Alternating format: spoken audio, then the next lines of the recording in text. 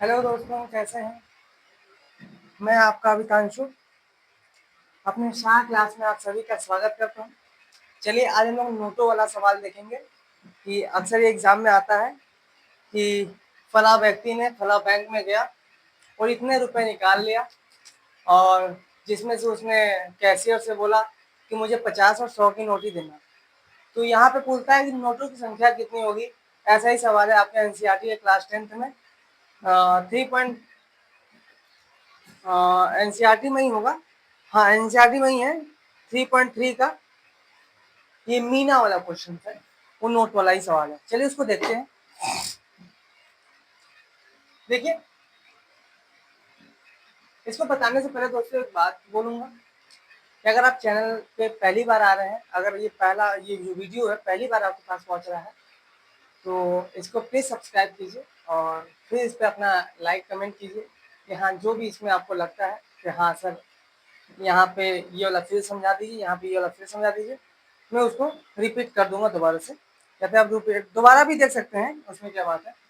लेकिन लाइक जरूर किया करिए दोस्तों, मेहनत लगता है, कोई भी काम में मेहनत लगता है, ये नॉर्मल बात है। देखिए इसमें क्या सवाल दे रहा है।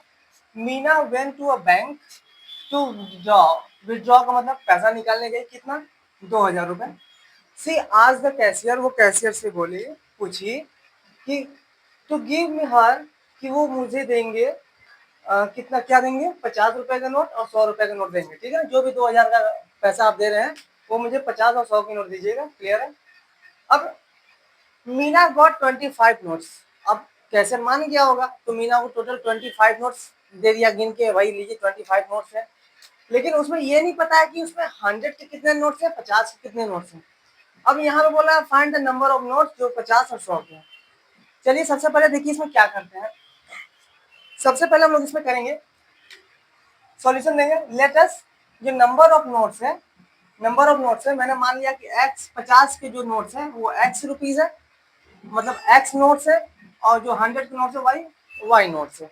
मतलब कि मुझे पता नहीं है नंबर ना कि 50 के नोट्स कितने हैं, 100 के नोट्स कितने हैं, तो मैंने x और y मान लिया, ये कोई नंबर है, उतने ही नोट्स 50 और 100 के होंगे। तो टोटल नंबर ऑफ नोट्स कितने थे भाई? 25 थे। इसलिए हमारा क्या हो गया, total notes x plus Y equal to 25। ये हमारा इक्वेशन 1 बन गया। ठीक है दोस्तों, अब यहाँ पे हम लोग ये देखते हैं कि टोटल मनी कितना है। अब उसको 50 और 100 का मिला हुआ है, तो ये 50x और ये 100y इजिकल टू 2000, इतना पैसा था। देखिए ये नोटों की संख्या है, तो नोटों की संख्या के साथ जो भी नंबर उसका मल्टीप्लाई करेंगे वही सब पैसा मिल लेकर के हम उसको पैसा मिला होगा। ठीक है ना? अब जैसे मान लीजिए कि मैंने अब इसको सॉल्व किया, थोड़ा सा फ्रॉम इक्वेशन 2 से मैंने सॉल्व किया। सॉल्व करने के बाद मैंने देखा है कि इसमें 50 कॉमन था, 50 मैंने बाहर निकाल दिया, x प्लस 2y बचा, और ये 50 यहाँ मल्टीप्लाई में था, वहां मैंने डिवाइड में ले गया, काट दिया, 40 आ गया। तो यहाँ पे मेरा एक नया इक्वेशन बन गया है। क्या बन गया दोस्तों? x plus 2y equal to 40। अब मैंने क्या किया, अब मैंने चेक किया, मैंने एलिमिनेशन मेथड, सब्स्टिट्यूशन मेथड पढ़ाया है, तो मैंने इसमें चेक किया कि इसमें कौन सा मेथड लगेगा। x और y की वैल्यू कुछ भी निकालनी हो दोस्तों, आप एलिमिनेशन से बहुत जल्दी निकाल सकते हैं, तो एलिमिनेशन का ही प्रोसेस लगाया करिए। ठीक है ना? देखिए क्या इसमें, अब मैंने देखा कि ये बड़ा है 2y और यहाँ पे सिंगल y है, इसलिए मैंने 3 से 1 को घटाया, क्योंकि हमेशा बड़े में से छोटे को घटाते हैं। अब 3 से 1 को इक्वेशन को घटा दिया, तो मैंने ऐसे लिखा, मैं देखा कि x से x खत्म, एक्स एक्स प्लस में और एक माइनस में खत्म हो गया, 2y से एक y चला गया तो y बचेगा। अब यहाँ 40 में से ये आपका चला गया 25, तो क्या बचा? क्या बचा? 15 बचा। ठीक है दोस्तों, क्लियर समझ आ रहा है? अब यहाँ पे देखेंगे कि जो y की नोट्स मैंने माना था वो 100 माना था, तो 100 नोट्स y, जो y के हैं, नोट्स y के, वो कितने पीस है? 15 पीस होंगे। ठीक है ना? अब इसी y की वैल्यू को मैंने पुट कर दिया इक्वेशन 1 में। इक्वेशन 1 कहाँ हमारा? ये रहा। अब x plus Y equal to 25, y की वैल्यू है हमारी कितनी? 15।